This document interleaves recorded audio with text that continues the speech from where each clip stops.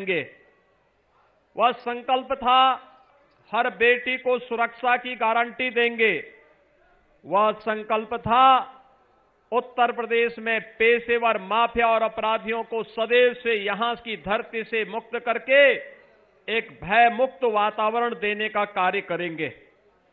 आज जब अपने 5 साल के कार्यकाल को पूरा करते हुए भारतीय जनता पार्टी की डबल इंजन की सरकार एक बार फिर से आपके पास आई है, आज मैं आपसे कह सकता हूं कि 5 साल के बाद आज हम सब ये कह सकते हैं कि आज उत्तर प्रदेश बड़े बड़े माफिया और अपराधी जो पहले सत्ता के संरक्षण में रह करके उत्तर प्रदेश के व्यापारियों का, आम नागरिकों का जीना हराम करते थे, जो गुंडे और सौदे बेटियों की सुरक्षा के लिए खतरा बने हुए थे, आज मैं 5 साल के बाद कह सकता हूं ये अपराधी और माफिया आज उत्तर प्रदेश की धरती से या तो छोड़ करके जा चुके हैं या उत्तर प्रदेश सरकार की बुलडोजर ने उनको ठिकाना लगाने का काम भी कर दिया है। आज पश्चिमी उत्तर प्रदेश हो या मध्य उत्तर प्रदेश, पूर्वी उत्तर प्रदेश हो या बुंदेलखंड, चारों ओर उत्तर प्रदेश की कोई भी बेटी, कोई भी बहन बेझिझक जा सकती है।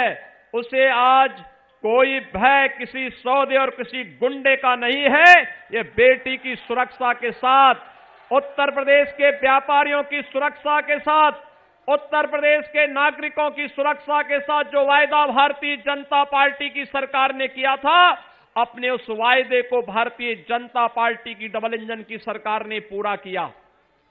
भाइयों बहनों, ये वही सहारनपुर है जो सीमांत जनपद होने के कारण सदैव उपेक्षित रहता था। यहां के बारे में पिछली सरकारों को कोई फुर्सत ही नहीं थी और पहली बार आपने देखा होगा डबल इंजन की सरकार किस रूप में कार्य करती है। 1 दर्जन से ज्यादा बार मैंने अकेले सहारनपुर का दौरा किया था और यहां के विकास की योजनाओं के साथ यहां के जनप्रतिनिधियों से चर्चा की थी।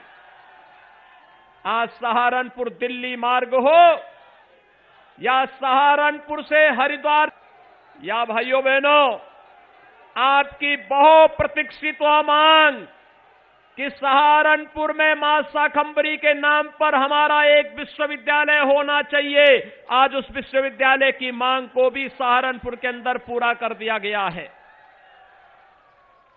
भाइयों बहनों, ये सीमांत जनपद होने के नाते जो सदैव एक चुनौती हम सबके सामने बनी रहती थी, और वह चुनौती इस बात की बनी रहती थी कि सीमांत जनपद होने के नाते यहां पर विकास नहीं पहुंचता था, यहां पर शासन की योजनाएं नहीं पहुंचती थी, और पिछली सरकारें सपा की रही हो या बसपा की, उन सरकारों में उन्हें जब यहां पर बिजली नहीं दे पाए थे तो उन्होंने इसे डार्क जोन भी घोषित कर दिया था। भाइयों बहनों, वे अंधेरे में रहने के आदी थे, उन्होंने सहारनपुर को डार्क जोन घोषित किया था।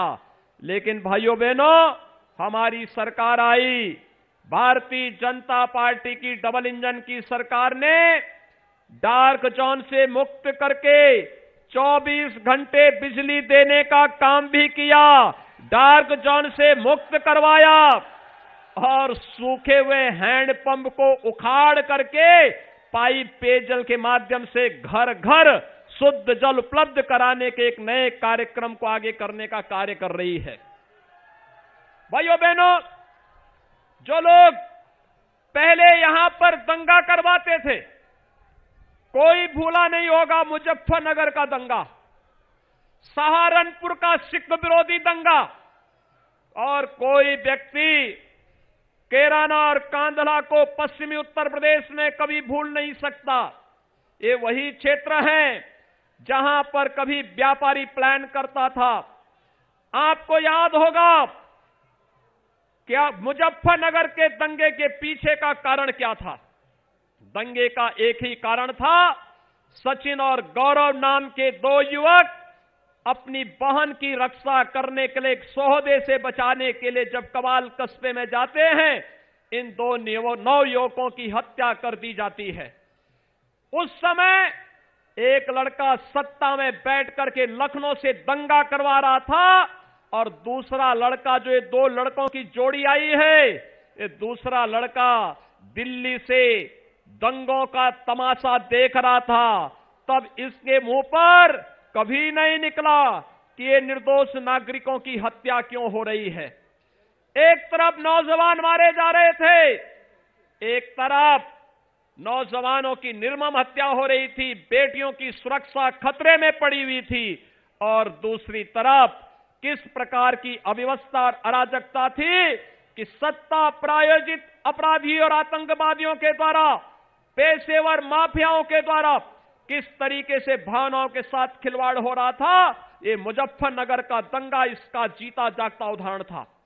कोसी कला का दंगा रहा हो या फिर मुजफ्फरनगर का दंगा, सहारनपुर का दंगा रहा हो या मेरठ और बुलंदशहर का उपद्रव, अलीगढ़ के दंगे रहे हों, दंगों की श्रृंखला चलती थी।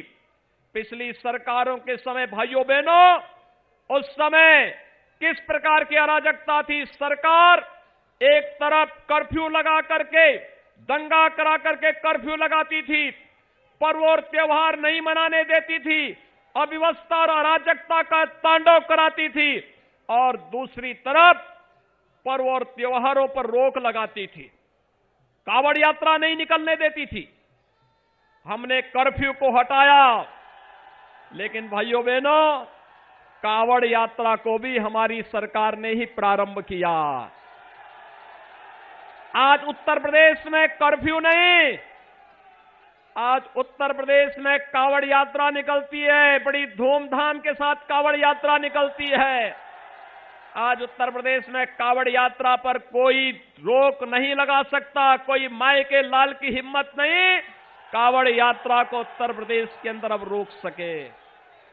ये नए भारत का नया उत्तर प्रदेश है, जहां पर अराजकता नहीं, कर्फ्यू नहीं, जहां पर 24 घंटे लाइट रहती है और